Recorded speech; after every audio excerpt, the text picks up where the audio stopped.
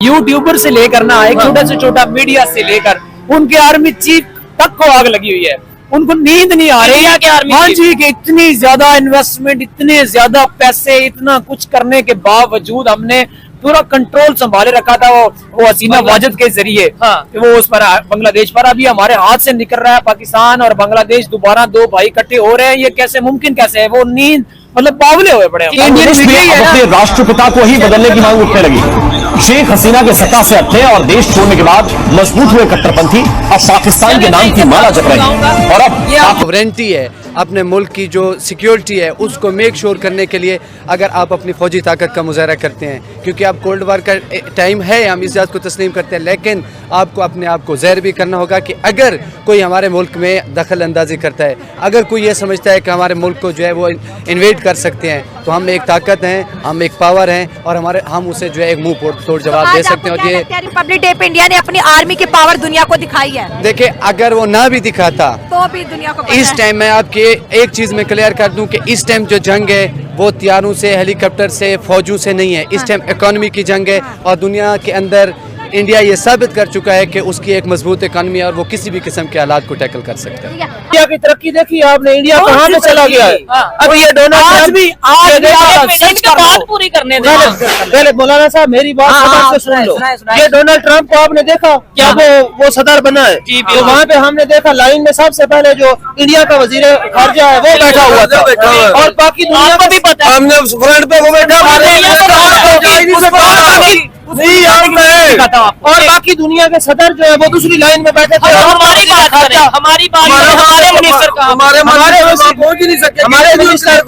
Minister को उन्होंने करीब भी नहीं आने दिया और वो किसी और को मिलता रहा, एंटी चाइना अलायंस के साथ मिलता रहा, उसको पता ही नहीं था। और इसके ऊपर तो आगे उन्होंने प्रॉपर प्रेस कॉन्फ्रेंस भी की है। वो इंडिया ने तो जाना ही जाना, इंडिया का तो वो प्यो है, जाना ही जाना है। इंडिया को वहाँ की बात कमाल है, इंडिया की पूरी इन्वेस्टमेंट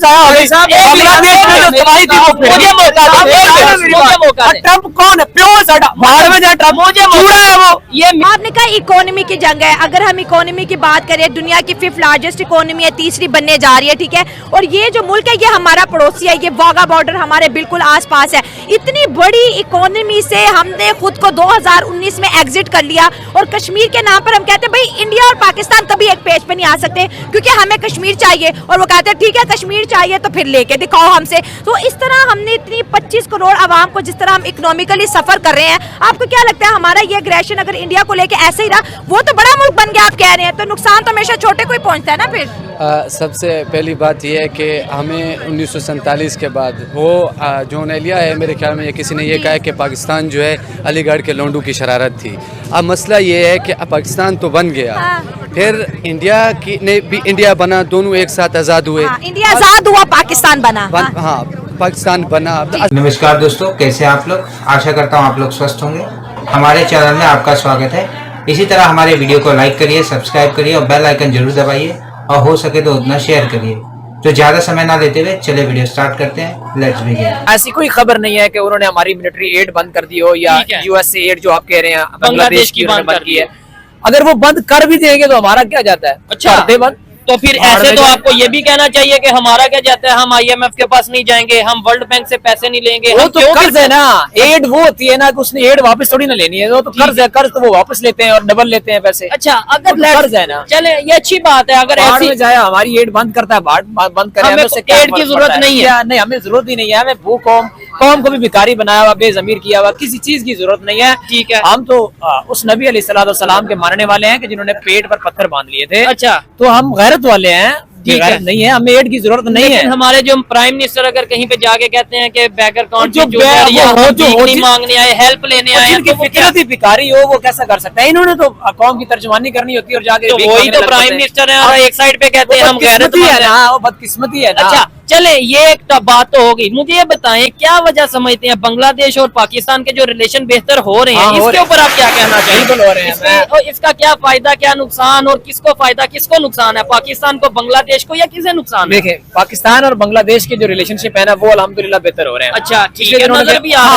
दिनों उनके जर्नैल्स भी आए हुए थे इधर, मुलाकातें भी हुई हैं और उन्होंने अपनी ऑर्डिनेंस का जो है ना वो कोई फैक्ट्री है, उन्होंने ना वो कंट्रोल भी पाकिस्तान के कुछ ऑफिसर्स को दिया। ठीक है, ठीक है। और उससे जो है ना एक बंदे को आग लगी हुई है, ठीक है, एक मुल्क को। पाकिस्तान से, अच्छा मुल्क को, हाँ एक मुल्क को आग लगी हुई है। किसे बताएं आप ये बात? है, ये हमारे साथ ही बॉर्डर है उसका, इंडिया का, ठीक है, उसको आग लगी हुई है। नहीं, उसका इधर कोई पे- एक बंदा नहीं है, नहीं ये सुने नहीं, एक मेरी बात पहले, मेरी बात सुने। आप पहले सुनाए।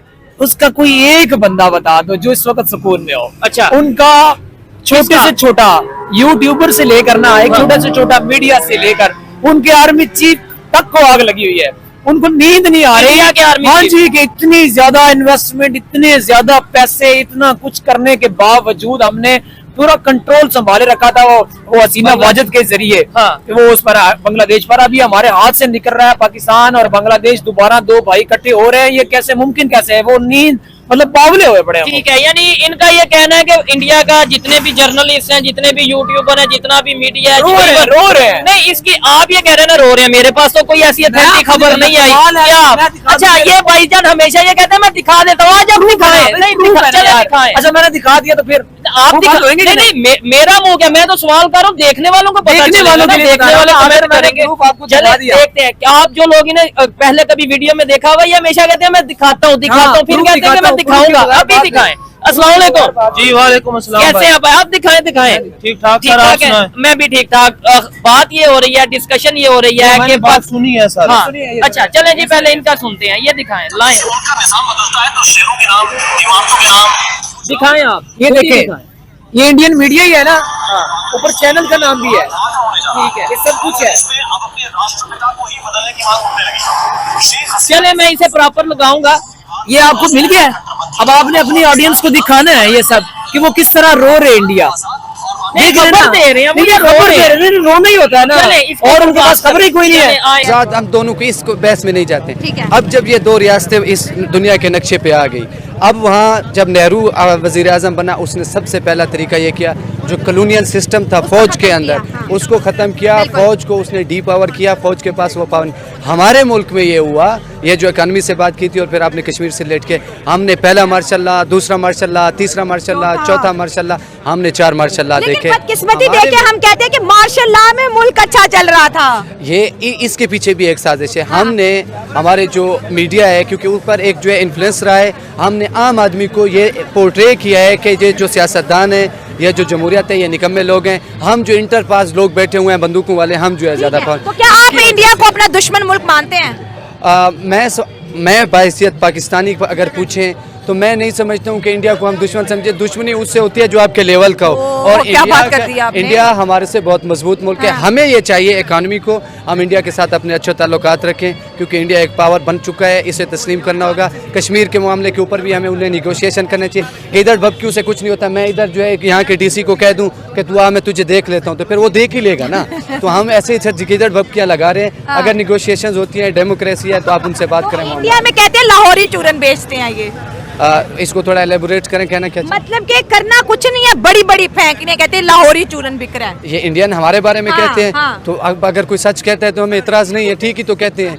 अच्छा चले, बड़ा इंपॉर्टेंट सवाल पूछ रही हूँ। आज रिपब्लिक डे है, उनको इस दिन उनका मुल्क का आयन मिला, कॉन्स्टिट्यूशन मिला। डेफिनेटली हमारे मुल्क ने पहला कॉन्स्टिट्यूशन बनाया, आयन बनाया हमने अपना, 1947 में बनाया, वो रिजेक्ट हो गया।